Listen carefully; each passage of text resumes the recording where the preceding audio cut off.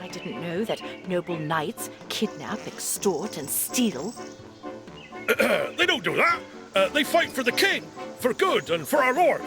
They put their lives in the service of their followers and cultivate good manners.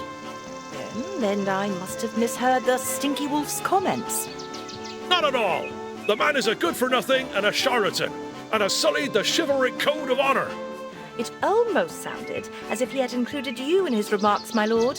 Ha! Balderdash! This mumblecrust is jealous of my possessions and achievements. Nothing more.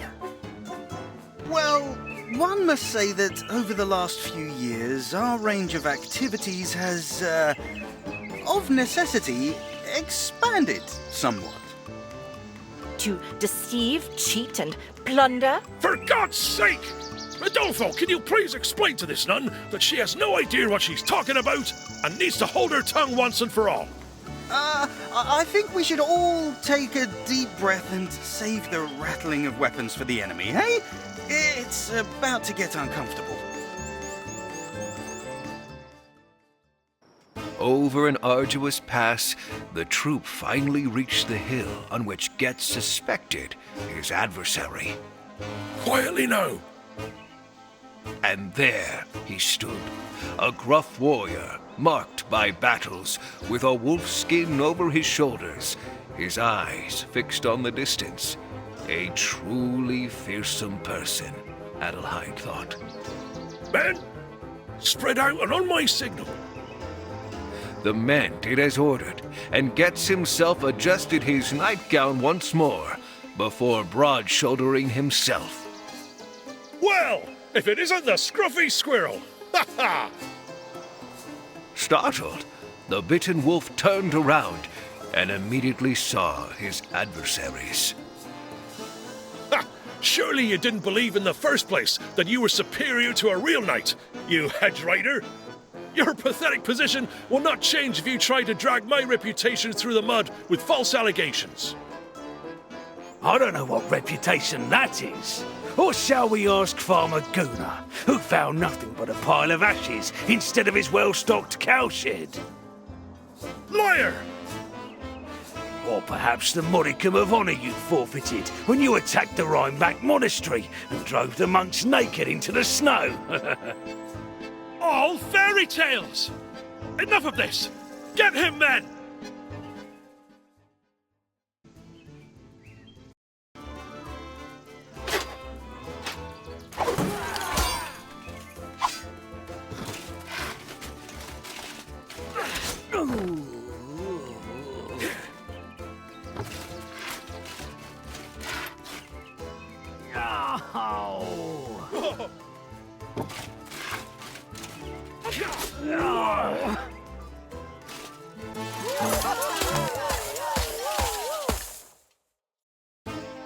Swords drawn, the two knights danced around each other and covered themselves with swear words.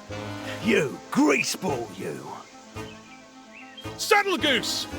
Fopdoodle! Filthy wretch! Thunderass! Shut up, you miserable dragon snout! Then they jumped towards each other and immediately lay on the ground fighting. Meanwhile, Rodolfo, with his sword drawn, and Adelheid, armed with a makeshift staff, kept the lynching knot at bay. Adelheid noticed that the two questionable knights holding each other in a headlock on the ground were hardly distinguishable from each other. In fact, they reminded her of her two younger brothers, who were always bickering about everything and everyone. In their clinch, both of them had now inched so far towards the edge of the ridge that they were now starting to move. Like a snowball, the fighting cocks rolled down the hill, wedged into each other, taking with them everything that stood in their way: branches, bushes, and small trees. Meanwhile, Rodolfo had attracted at least 4 robbers to himself and was fending off their blows with deft sword strokes. His dance had an almost hypnotic effect on Adelheid. She noticed how the danger and the excitement secretly thrilled her, how the fight fascinated her. The two knights' slide came to a painful and abrupt end when they hit a large rock at full speed. The force of the impact threw them both apart. Goetz, who had been hit a little harder, lay unconscious. The bitten wolf shakily picked himself up and slowly staggered over to the unconscious Goetz. Good. Just you wait, Potato Knight, or you're in for it now. When Goetz woke up, it was already too late. The bitten wolf had already wrapped his hands around Goetz's throat like a vice and was squeezing. Meanwhile, cornered by the sheer number of enemy scoundrels, Rudolfo, Adelheid, and the others on the ridge found themselves in an equally forlorn situation. Just look, Rudolfo! Things are not good at all for Goetz. I see it! Men, hold the ridge! The boss needs our help! They had no other chance than to follow Goetz's example if they wanted to help him in time. After nodding wordlessly to each other, they threw themselves down the slope.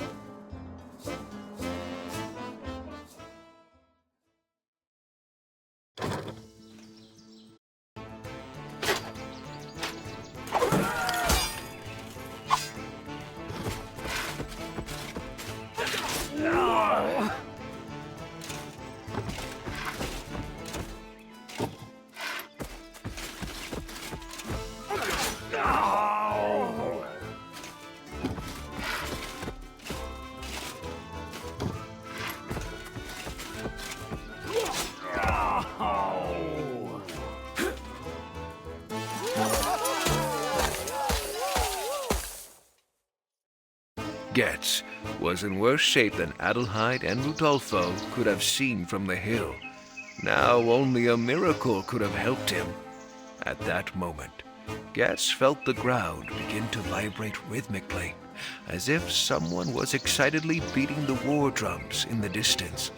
As the sound came closer and closer and rang deafeningly in Goetz's ears, there was a mighty jolt, and the bitten wolf flew through the air in a high arc and landed ungently in a mud pit. Immediately, Goetz took a liberating breath and looked around, puzzled. And there she stood, with her chest puffed out. Kunigundi posed in front of Goetz under a ray of sunlight.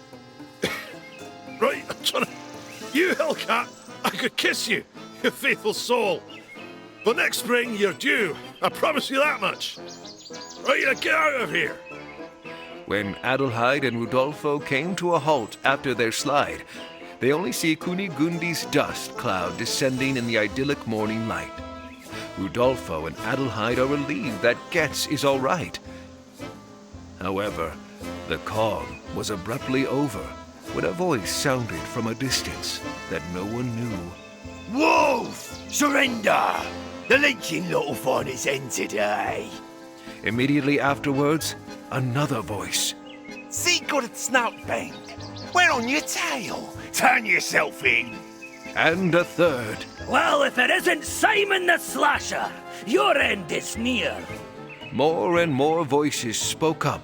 More and more bands of robbers came from all directions to threaten each other with their end.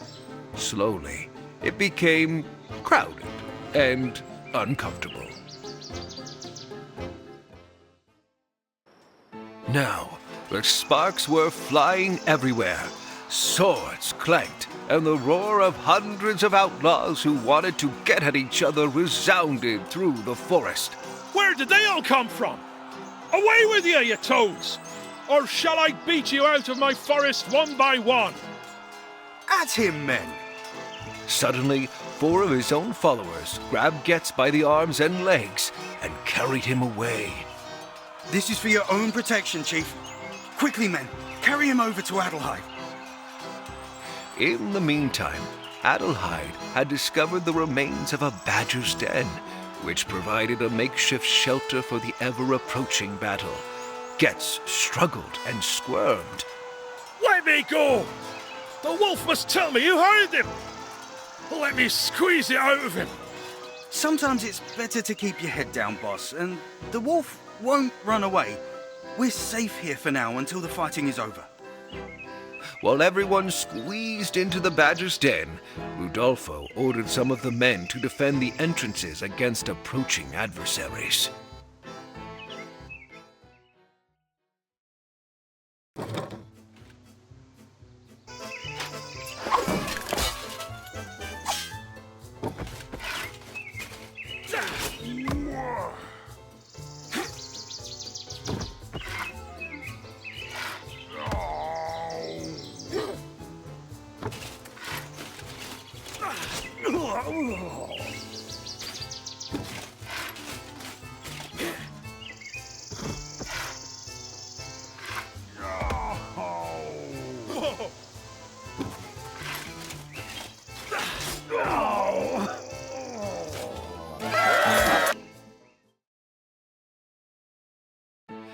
After they had remained in the badger's den for some time, it suddenly became very quiet.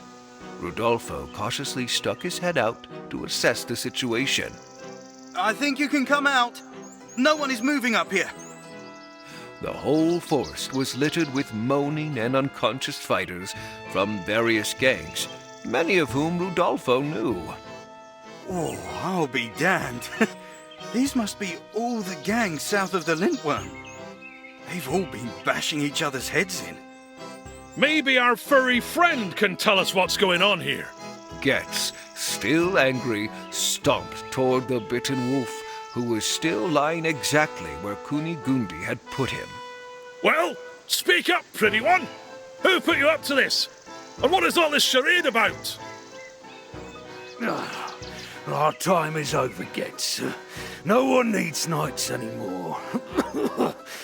To the great lords, we're nothing but annoying lardflies on the suckling pigs of their power.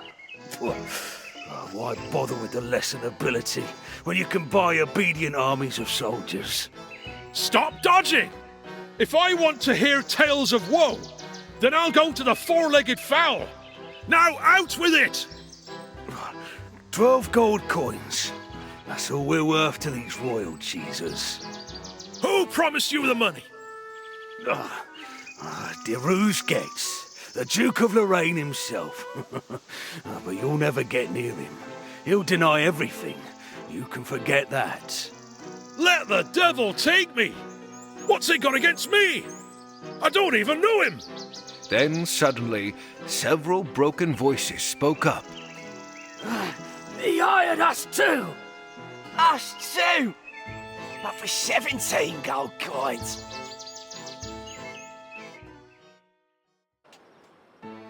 Our entourage was on its way back to the castle. Everyone looked battered and exhausted. Only Goetz seemed to be driven by a wild sparkle in his eyes. I must find this Duke. As soon as we get to the stables, I'll ride off with the men. We should be there in 2 days when we march through. And when we do, that Duke will be in for a treat. All that'll be left of his castle will be a pile of ashes. We've just seen in the forest what brute force brings, only decay and ruin. Don't be stupid, my lord. Let us be smart about this. Let us be smart about this. I didn't even know you existed until a few hours ago. And now you are part of my men? Yes, hear me. I may not be a born fighter, but neither is our enemy. In this matter, cunning and eloquence are required, and they happen to come naturally to me. A sneaky nun? I've never heard of such a thing. I'm still an abbess, but I suppose I needn't expect any decency from you. You are as repulsive as that stinking wolfman, and as far from a noble knight as Judas is from the gates of heaven. Rudolfo's face slowly unfolded into a smirking expression. Before Goetz could launch a rhetorical counterattack, Rudolfo interrupted. Adelheid, tell me, how exactly did Abbess Mechthild pass away? I heard she fell into the convent well. Yes, that's the rumor. I wasn't there myself, but the other nuns said it was a terrible effort to get her out. And since then, you've been in charge of the convent? Yes, and things have been looking up since then.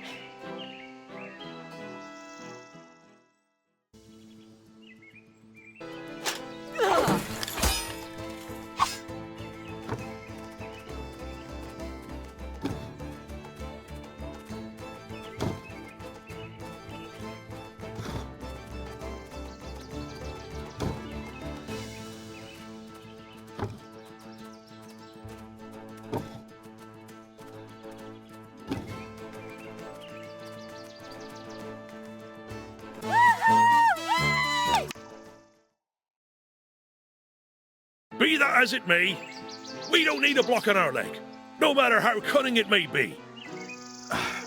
Don't be a fool, Goetz. Adelheid is clever and she can heal wounds. She knows herbs and seems to have a feeling for particularly tricky situations. She's also proven that she knows how to defend herself. We could probably use someone with her skills on this one. This time, we don't need an army either, but a small, quick-witted troop that acts with a razor-sharp mind. If we knock on the Duke's door with burning torches, we will rot in the dungeon for the rest of our lives. Well, that's convenient. We can't afford more than a handful of people anyway, because our coffers are empty. All because Rodolfo has to drink with the men all the time. Well, I'll leave that without comment. We should leave early tomorrow. Adelheid, get what you need from the monastery, and Goetz, you get a good night's sleep. Your manners suffer when you're tired, mate. The sun was already setting when our party suddenly heard laughter and music from the distance. Raising his iron hand to protect himself from the sun, Goetz looked to see what was going on. A tournament! A few hundred meters away, a mighty spectacle was underway. Fire eaters and jugglers were performing their arts in front of tents full of delicacies.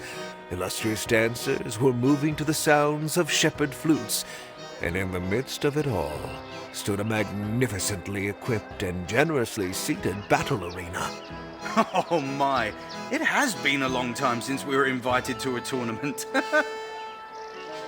Although exhausted by the long journey, everyone agreed that this would probably be the best opportunity to arrest the Duke right here on the spot. Where else but here, among all the well-dressed snobs, would the Duke show his face? Goetz, Adelheid, and Rodolfo decided that it would be best to split up, and after Goetz had wandered unsuccessfully through the stables and examined some noble carriages, loud fanfares announced the start of the big tournament. Goetz hurried to the tournament site. The stands were filled to capacity.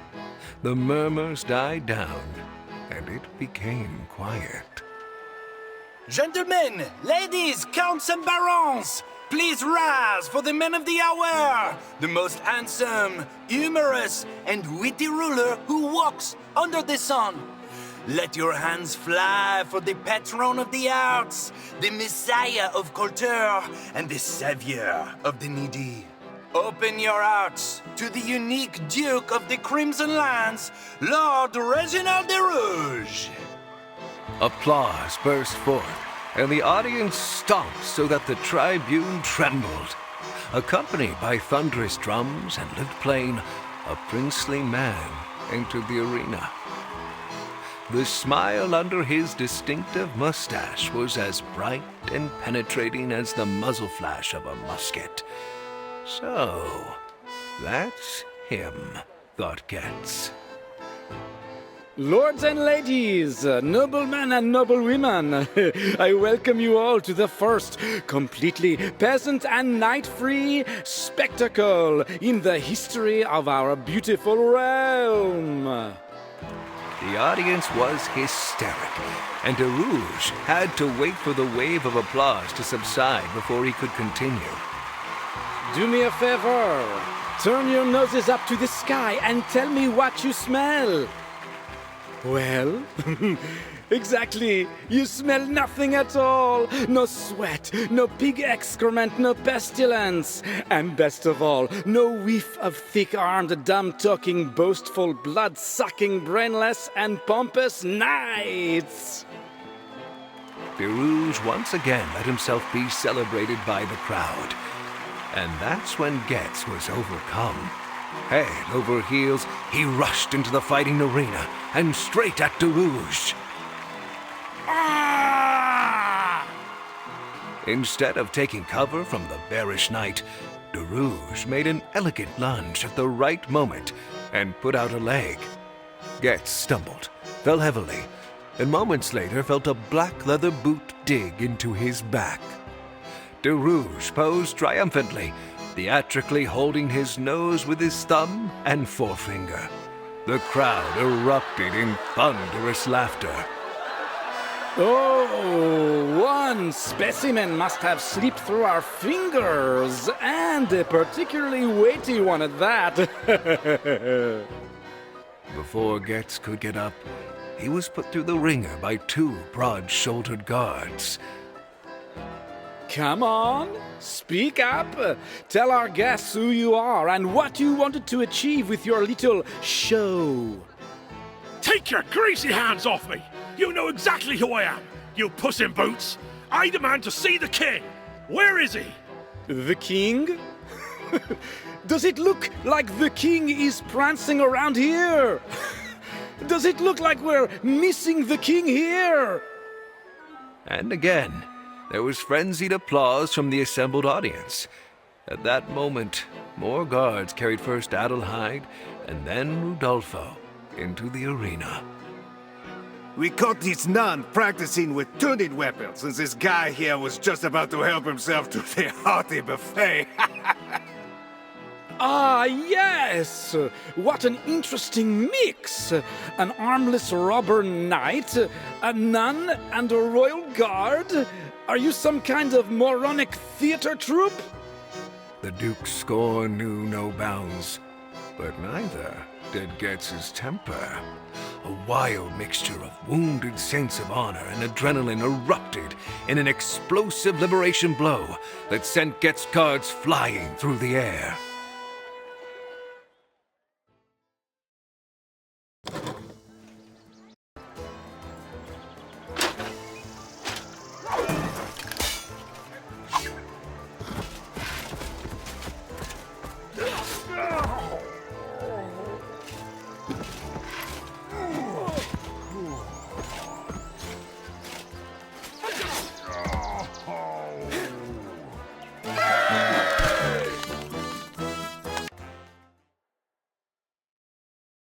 Enough! Stop it, stop it! We are not barbarians! Tell me what you want and I promise we'll come to an agreement. Why did you put a bounty on Goetz's head, eh? Why the charade with the bitten wolf and the other bands of knights in the Nebelstein forest? Get off me! Wolf, cat, weasel. If you don't want to sell me a petting zoo, then I have no idea what you're talking about. You greasy snot! You know very well what we're talking about! Why don't you tell your entourage here what you're up to? Good man. As much as I want to help you, we're just a community of humble culture lovers. Adelheid quickly realized that Rouge was stalling until they could do nothing against the steadily growing number of approaching soldiers. At that moment, she had an intuition. Look, on the horizon! Is that a hungry horde of peasants that has it in for the buffet?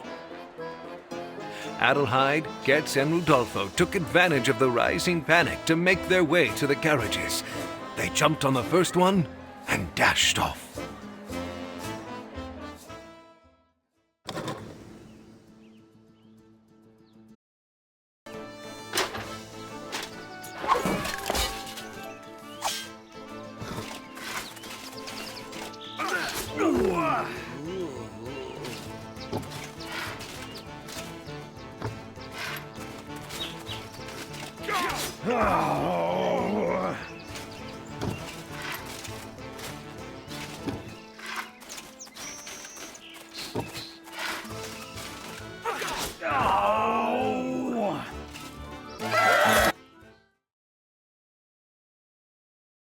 The remaining pursuers fended off, but with the Duke's ambitions in mind, it was only a matter of time before more henchmen appeared. The soon approaching night offered a welcome opportunity to find a hiding place and wait until the situation had calmed down. I think these ruins will offer us protection. Hardly anyone will be looking for us here. Let's get some rest before it gets dark. What is this place? Another theatre set by that braggart and his humble culture lovers? These are Roman ruins, Goetz. Romans were here long before there were dukes in red boots. In the monastery, we have some copies of the old Roman works. Oh, at the royal court, they taught us that Romans built marble bathhouses 1,000 years ago.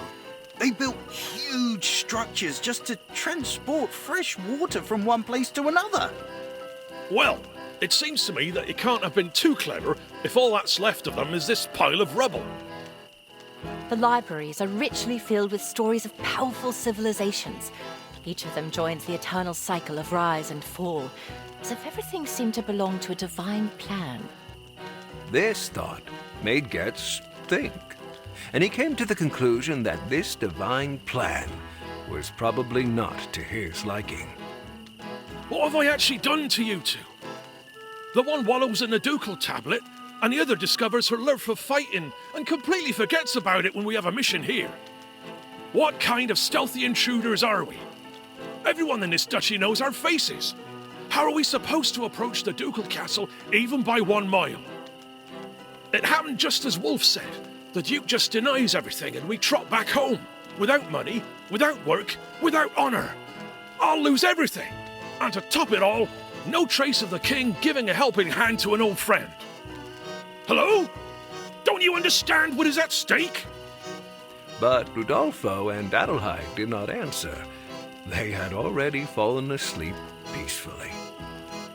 When Adelheid awoke the next morning with the scent of wild herbs in her nose, she decided to make today a successful one. With a few men in tow, and without waking Goetz and Rudolfo, she followed the bewitching scents, and after a short walk and a courageous leap over a small wall, arrived in a herb garden that seemed infinitely larger than that of the monastery. Had it not been for patrolling guards and Derouge's banners, she would have been in heaven on earth. She was looking for something very specific. Autumn crocus, castor bean, they have no place in your cuisine. Belladonna and wolfsbane only give you hurt and pain. Adelheid had a plan, and for that she needed herbs. Not those with which one spices his suckling pig, but those which one would rather not throw into the cooking pot without needing them. Ah, yes, here they are. I think 10 stalks of this and 10 stalks of this should be enough. At that moment, someone tapped Adelheid on the shoulder. She was startled and looked up into a strange face, the sight of which caused her arm to jerk forward in a kind of reflex, as if she were about to drive a nail into a wall with her bare fist. Her hammer hit the middle of a nose, which immediately began to bleed. The lurker, to whom the nose belonged, staggered back 2 steps and looked at Adelheid, puzzled. She knew what was to follow. It is the nun! They are here!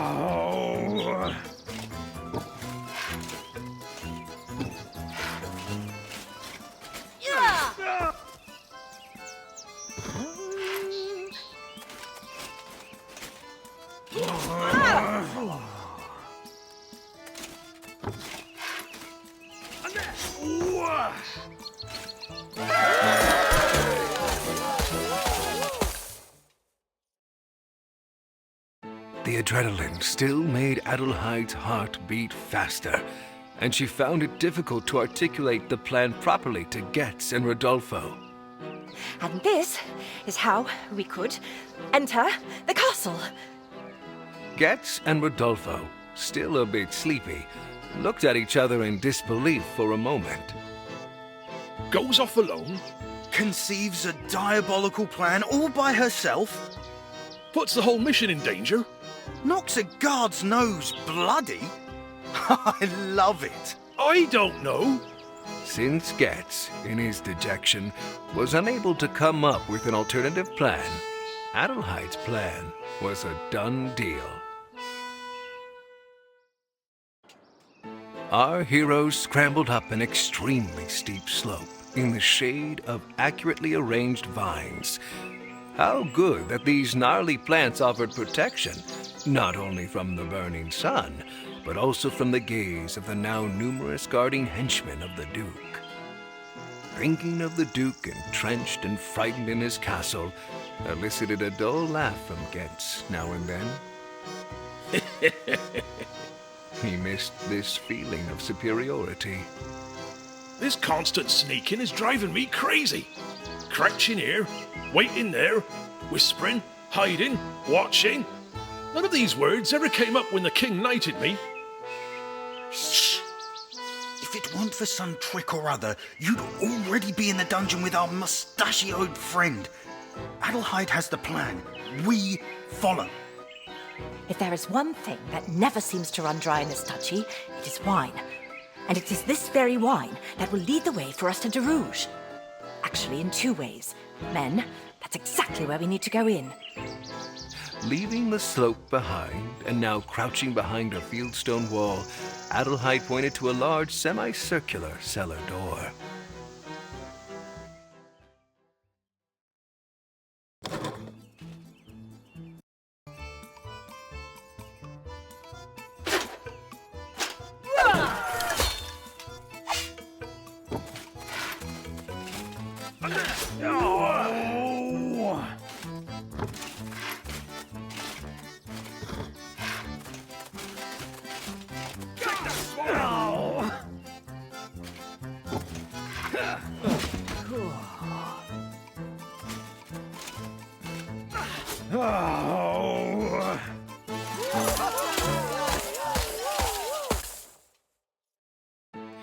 After Goetz had blown open the door with a strike of his iron fist, the slowly settling dust revealed a view of an old winding wine cellar.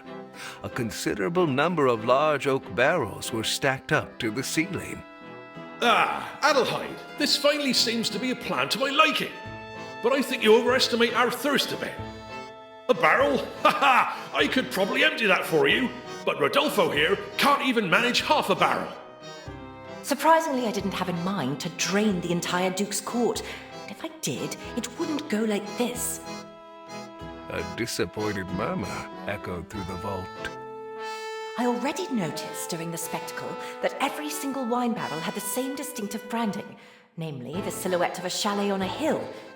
And now, guess what sight presented itself to me last night in front of the lowering evening sun? Exactly, a chalet on a hill. Bravo! Okay, what's the plan?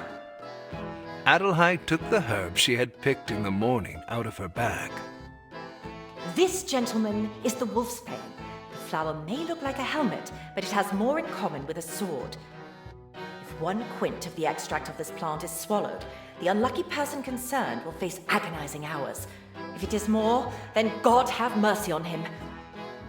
Since I suspect that this winery is the official purveyor to the court, these barrels are delivered here directly to the castle at the hour of noon. Adelheid pointed to a group of barrels standing near the entrance. All right, give me a moment to mix the wine with the right dose of wolfsbane. We are not brutes after all. Rodolfo, Goetz, please do me a favor and exchange 3 of these barrels with empty ones. What for? Adelheid's mischievous look made it unmistakably clear to Goetz that his wish to turn away from secrecy would probably not be fulfilled so quickly.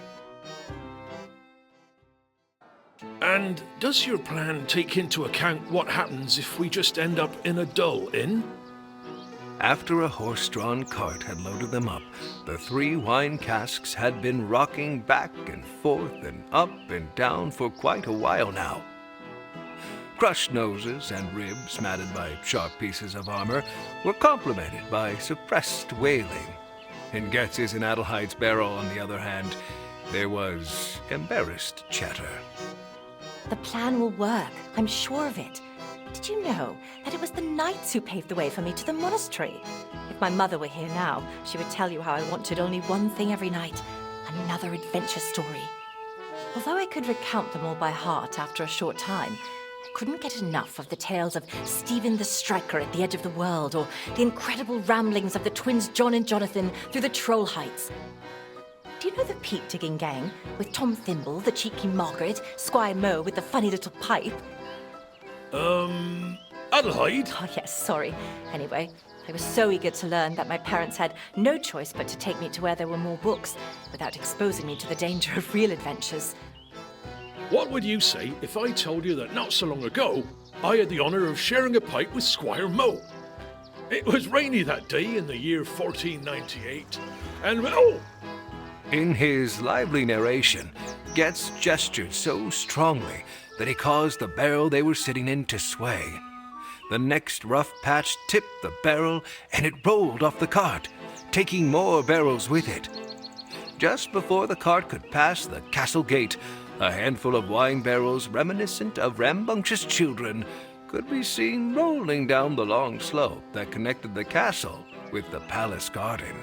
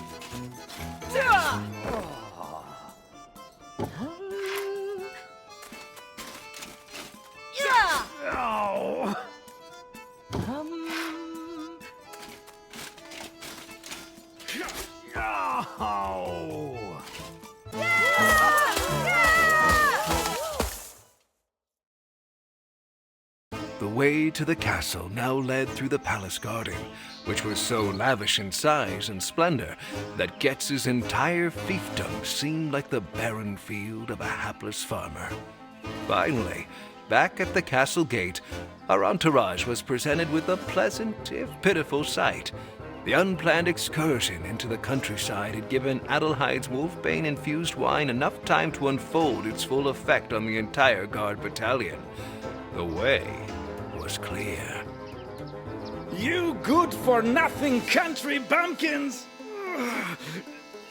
Come into my world and defile everything with your dirty little fingers! Have you no respect for a man's life's work? Where is your culture? What have you done with my award-winning wine? Guards!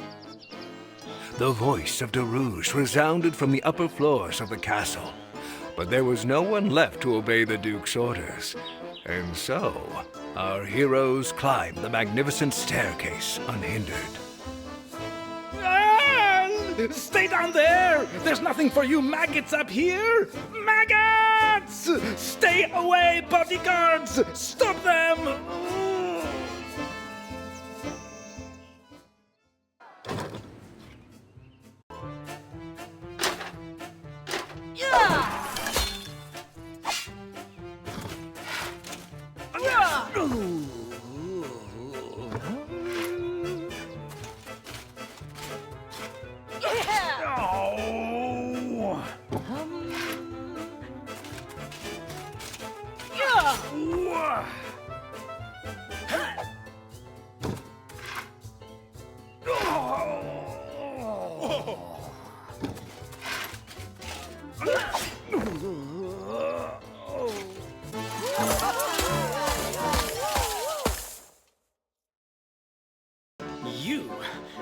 iron hand. Yes, you! Stay away, you ruffian.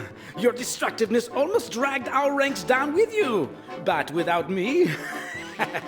You are old and useless, as are all of your kind. A worn-out squad of old fighters, their heads hewn to mush, worth no more than the plate of their armor, sluggish and backward. I'm sorry if I'm the first to tell you this so clearly, but someone has to do it.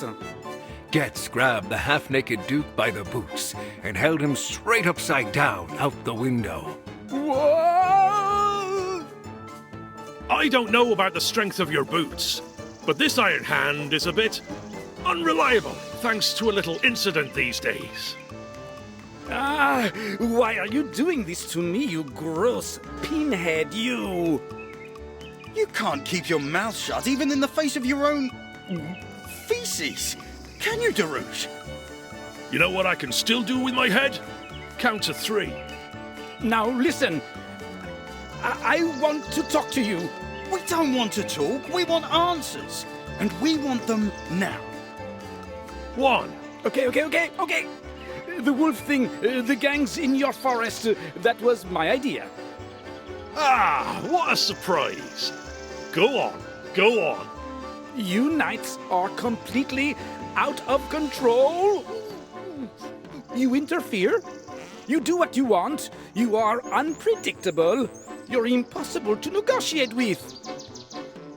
One day, you make a deal with your kind, and the next day someone else comes around the corner and sets fire to the granaries, puts you in a sack or catapults pigs into the castle courtyard or whatever other pithy things you come up with. This was no longer acceptable. The de Rouge family has ruled over these lands for 12 generations. I will not let you act up with me. It's amazing how loose your tongue can be when you're hanging upside down over a big pile of crap. And then I had the idea to put you all in an arena like roosters and to direct your power against your own kind. Isn't it ludicrous that all it took was a few messengers and a few quarters to checkmate you dishonorable brutes? And with the obvious exception, we have achieved our goals. We? Aye! The royal we. 2? Ravens! What ravens?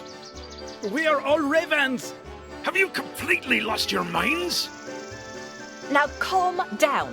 What ravens? Does someone else have a hand in this? The ravens, that's a secret thing we just meet from time to time. Consult, exchange information, what secret societies do. Nothing special. I am, after all, an important man, you know, and as such, in great demand for these positions. And we all have bird names. That's the stupidest thing I've ever heard! And who are you? The robin? The jay? So, Jay, you tell us right now everything we need to know about this secret society. I told you it's nothing special, more a theater with masks and cloaks. Goetz loosened the screw of his iron hand a bit, and the Duke slid down a bit further. All right, you madman! Choir of Blackbirds, that's the name of the whole club. Satisfied? There are 5 of us, but I only know about one of them, and that only by chance. As I said before, secret society, masks, etc. We call him only the Magpie, and he resides in Spehaagen on the Crooked Lindworm. It is he who draws the strings, that's all I really know. I swear by the de Rouge bloodline. 3. Goetz had heard enough and was tired of the pitiful performance. De Rouge landed softly. Very softly.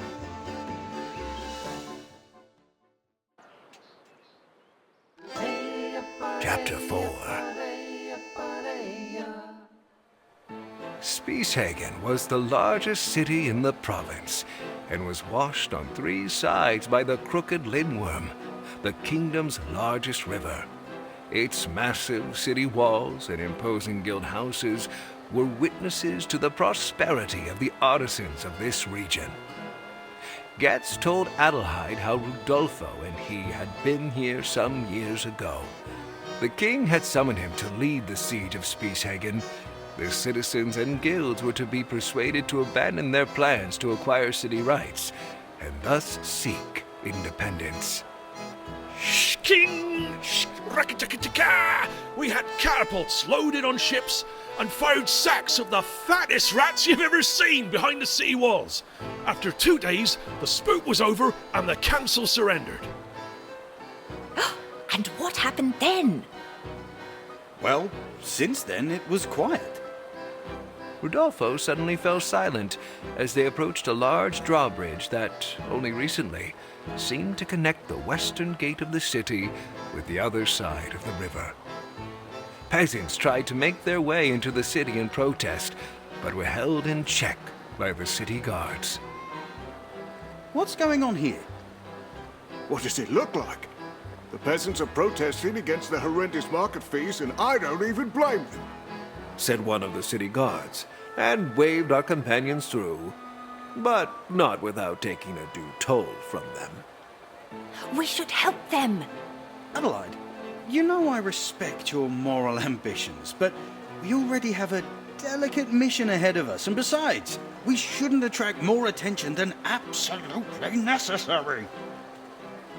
Among them flowed dark and powerful the crooked Lindworm, and Goetz had his doubts whether the new construction would not simply topple into the river together with them. He knew from numerous campaigns that the forces of nature were not to be underestimated. When they had passed about half of the bridge, something strange happened. A figure, dressed completely in black, stole out of the shadow of a bridge pillar and demonstratively stood in their way, voiceless. The figure had hidden its face under a kind of mask, from which a pointed bird's beak protruded. Behind them, too, there were suddenly dressed bird persons who wanted to cut off their way.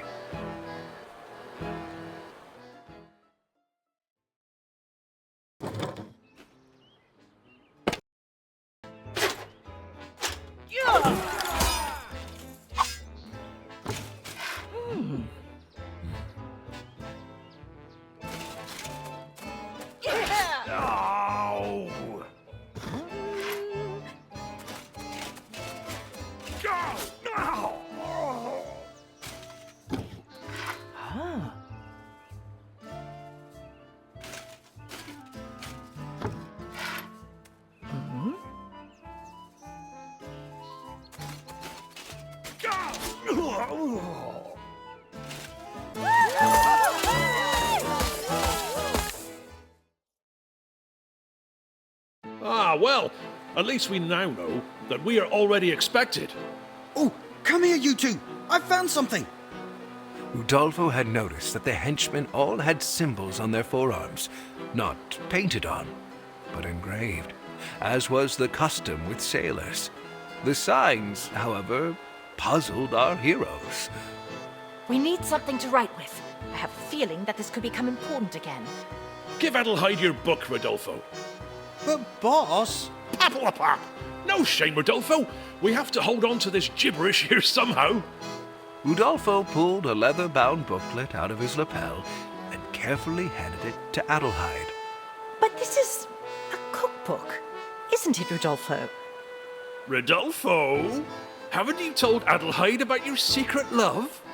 There's nothing secret about it, but there are things that are simply more beautiful when you have them to yourself. Eh?